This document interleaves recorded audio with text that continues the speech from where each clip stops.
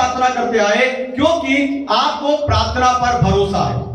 लेकिन आज से तब प्रार्थना करना जब आपको भरोसा हो कि आप परमेश्वर की आवाज सुनेंगे। आज तक प्रार्थना आप इसलिए करते आए क्योंकि आपको भरोसा परमेश्वर सुनता है, लेकिन आज के बाद तब प्रार्थना करना जब आपको भरोसा हो कि वो बोलता भी है।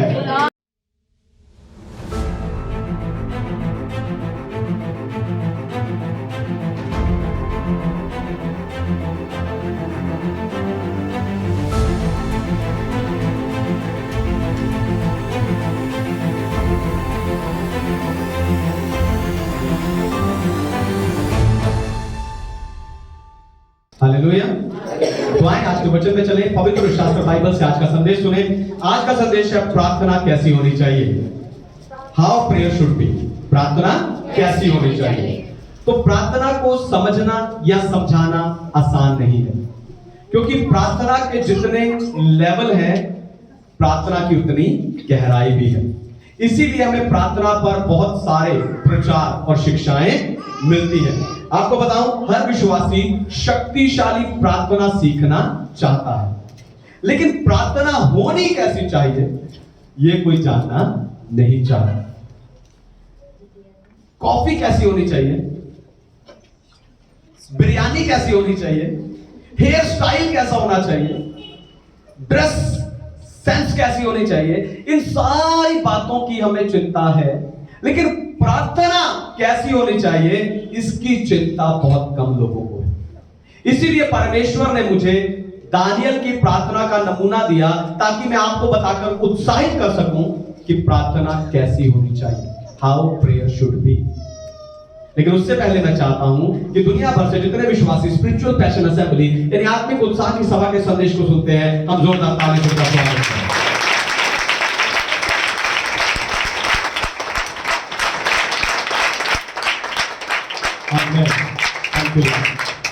प्रार्थना कैसी होनी चाहिए। प्रार्थना बातचीत होनी चाहिए। पहली बात, प्रार्थना बातचीत होनी चाहिए। Prayer should be a conversation. पढ़िए दानियल अध्याय 6 वचन 11, डैनियल चैप्टर 6 वर्स 11। तब उन पुरुषों ने उतावली से आकर दानियल को अपने परमेश्वर के सामने विनती करते और गिड़गिड़ाते हुए पाया। आमीन, परमेश्वर के नाम की महिमा।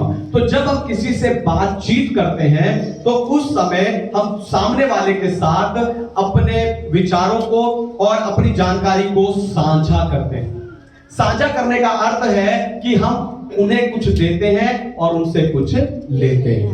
बातचीत के दौरान बोलना कुछ देना होता है और सुनना कुछ लेना होता है। और प्रार्थना भी परमेश्वर के साथ आपकी बातचीत का ऐसा ही समय है जहां आप अपनी सारी बातें परमेश्वर के साथ शेयर करते हो।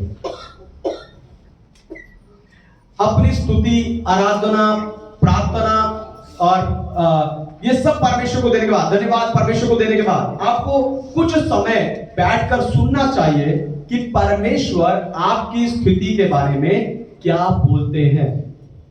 हालेलुया। वो आपकी स्थिति के बारे में क्या कहना चाहते हैं, ये आपको बैठकर सुनना चाहिए।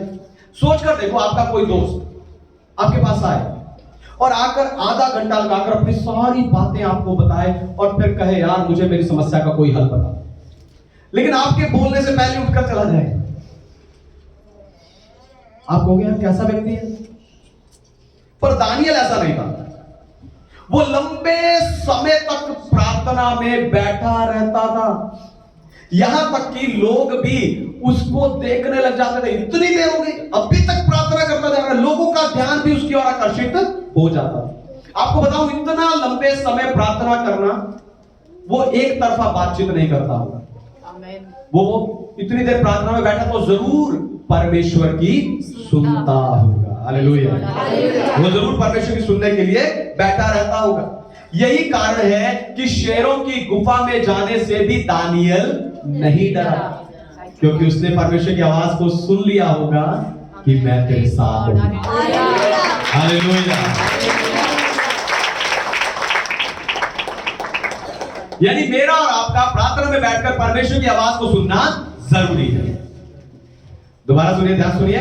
मेरा और आपका प्रार्थना में बैठकर परमेश्वर की आवाज को सुनना जरूरी है। आज तक आपने इसलिए प्रार्थना करते आए क्योंकि आपको प्रार्थना पर भरोसा है। लेकिन आज से तब प्रार्थना करना जब आपको भरोसा हो कि आप परमेश्वर की आवाज सुनेंगे। आज तक प्रार्थना आप इसलिए करते आए क्योंकि आपको भरोसा परमेश्वर सुनता है, लेकिन आज के बाद तब प्रार्थना करना जब आपको भरोसा हो कि वो बोलता भी है। Hallelujah, hallelujah. प्रार्थना शुड बी अ कन्वर्सेशन। दूसरी बात, सेकंड थिंग, प्रार्थना परमेश्वर के वायदों की घोषणा है। Prayer is proclaiming the promise of the God.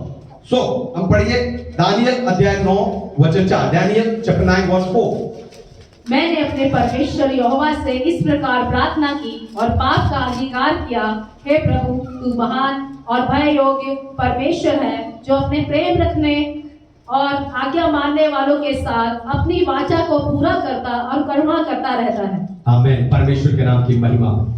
आप प्रार्थना में अपनी सारी परेशानी, अपनी निराशा, अपनी चिंता परमेश्वर को दे देते हो और उसके बाद इंतजार करते हो कि परमेश्वर इसका हल कब करेंगे। कई विश्वासियों की सोच ये है, वो ये सोचते हैं कि मैंने प्रार्थना कर दी, मेरा काम खत्म, अब 1-2 दिन देखूंगा, परमेश्वर ने कुछ किया तो ठीक, नहीं तो अपने किसी रिश्तेदार या अपने किसी दोस्त से मदद ले लूंगा, नहीं तो छोड़ो लोन ही ले लूंगा। पर आपको बताऊं, अपनी परेशानी, अपनी निराशा, अपनी चिंता परमेश्वर के पांव पर रख देने मात्र से ही प्रार्थना का काम खत्म नहीं हो जाता। दोबारा सुनिए, ध्यान से सुनिए। अपनी परेशानी, अपनी चिंता, अपनी निराशा परमेश्वर के पांव पर रख देने मात्र से प्रार्थना का काम खत्म नहीं हो जाता, बल्कि आपको प्रार्थना करने के बाद परमेश्वर के वायदों की घोषणा करते रहने होता है। Hallelujah, hallelujah, hallelujah. आप देखो, प्रार्थना करने के बाद दानियल अपने आप को भरोसा दिलाता है कि परमेश्वर उनसे प्रेम रखने वाले और उसकी आज्ञा मानने वालों के जीवन में अपने वायदे को पूरा करता है।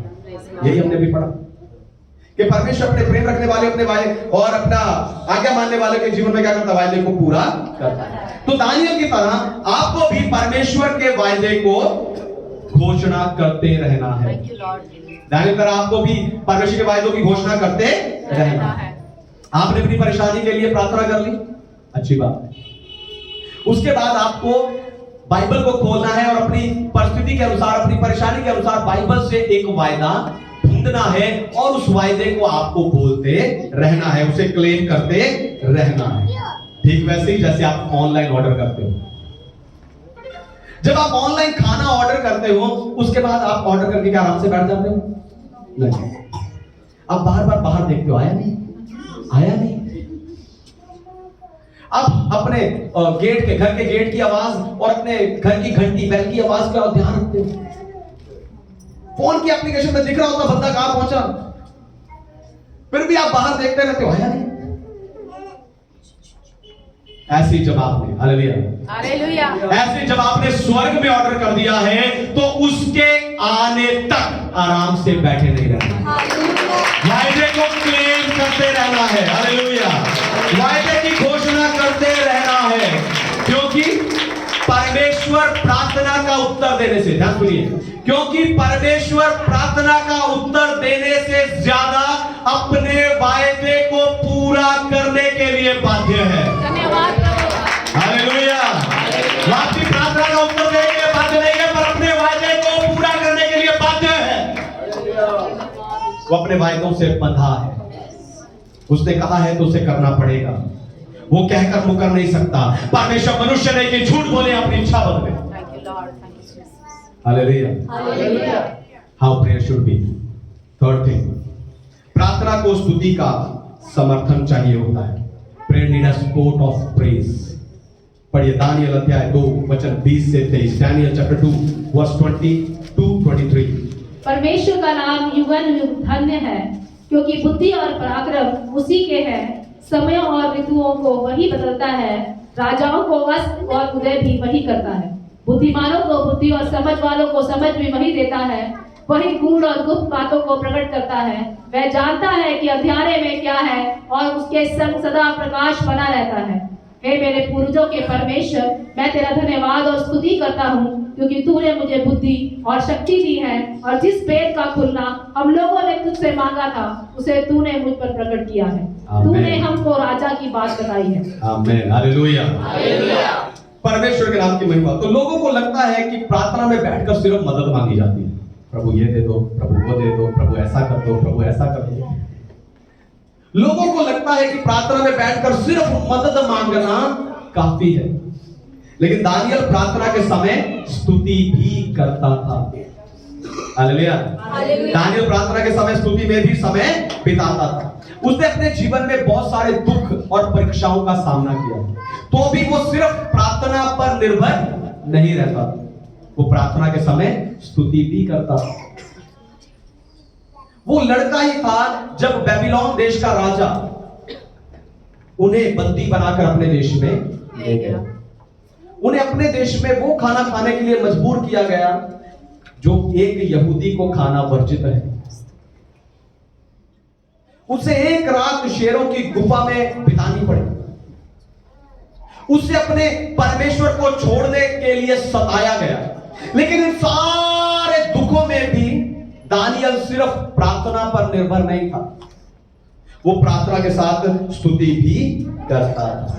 हालेलुया। अभी हमारे वर्षिप पास्टर योना और उनकी टीम यही सोच रहे होंगे कि गीत तो ऐसा ही है, दुख विच करो प्रार्थना, खुश होते गीत गाओ। पर आपको बताऊं, अगर परेशानी के समय प्रार्थना आपके दुख को, आपके बोझ को लेती है, तो उसी दुख के समय स्तुति आपके मन को आनंद से भरती है। Hallelujah, hallelujah. अगर प्रार्थना में समय बिताने के बाद भी, ध्यान सुनिए, अगर प्रार्थना में समय बिताने के बाद भी आपके मन में शांति और आनंद नहीं है, तो इसका अर्थ है कि आपकी प्रार्थना को स्तुति के सपोर्ट की जरूरत है। इसे वापस जाइए, अपनी बंद कोठरी में वापस जाइए और जाकर स्तुति कीजिए। पास्टर जी, मैं तो अभी 1 घंटा प्रार्थना करके आया हूं। अच्छी बात है, फिर भी वापस जाओ और 10 मिनट स्तुति करो। जो इन 10 मिनट में वो होगा जो पिछले 1 घंटे में नहीं हुआ। हालेलुया। क्योंकि प्रार्थना को स्तुति की सपोर्ट चाहिए। चौथी बात, our prayer should be fourth, प्रार्थना करना हमारे लिए सौभाग्य है। Prayer is a privilege for us. प्रार्थना करना हमारे लिए सौभाग्य है। पढ़िए दानियल अध्याय 6 वचन 10, दानियल चैप्टर 6 वर्स 10। जब दानियल को मालूम हुआ कि उस पत्र पर हस्ताक्षर किया गया है, तब वह अपने घर में गया, जिसकी उपरोठी कोठरी की खिड़कियां यरूशलेम की ओर खुली रहती थी, और अपनी रीति के अनुसार जैसा वह दिन में 3 बार अपने परमेश्वर के सामने घुटने टेककर प्रार्थना और धन्यवाद करता था, वैसे ही तब भी करता रहा। आमीन, परमेश्वर के नाम की महिमा। आपको बताऊं, एक विश्वासी बाकी सारे काम मन लगाकर और ध्यान से करता है, सिवाय प्रार्थना के। पास्टर जी, प्रार्थना के लिए मत बोलो, गीत गाने के लिए बोलो, सफाई करने के लिए बोलो, कोई सामान लाना तो बोल दो, प्रार्थना के लिए मत बोलो। एक विश्वासी सारे काम मन लगाकर और ध्यान से करता, सिवाय प्रार्थना करने के। आपको बताऊं, लोगों को प्रार्थना करना बोझ लगता है। लोगों को प्रार्थना करना बोझ लगता है, इसलिए वो प्रार्थना नहीं करते, और जो करते हैं वो प्रार्थना को आधे घंटे का काम समझकर करते हैं। आधा घंटा हो गया।